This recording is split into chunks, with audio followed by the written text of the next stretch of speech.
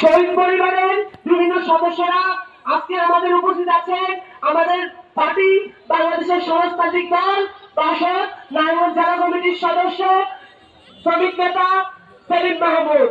আমাদের মাঝে উপস্থিত আছেন সমাজতান্ত্রিক ছাত্রফ্রন্ট নারায়ণগঞ্জ জেলার সাবেক সভাপতি এবং বর্তমান কেন্দ্রীয় কমিটির অর্থ সম্পাদক ছাত্রনেতা সুলতান আক্তার। আমাদের আজকে আয়োজন উপস্থিত আছেন চারণ সাংস্কৃতিক কেন্দ্র নারায়ণগঞ্জ জেলা কমিটির সদস্যবৃন্দ।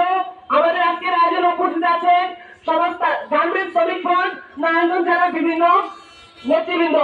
আমাদের মাঝে উপস্থিত আছেন আমাদের সাংবাদিক বন্ধুরা এবং সমাজতান্ত্রিক ছাত্র ফ্রন্টের বিভিন্ন স্তরের নেতৃবৃন্দ।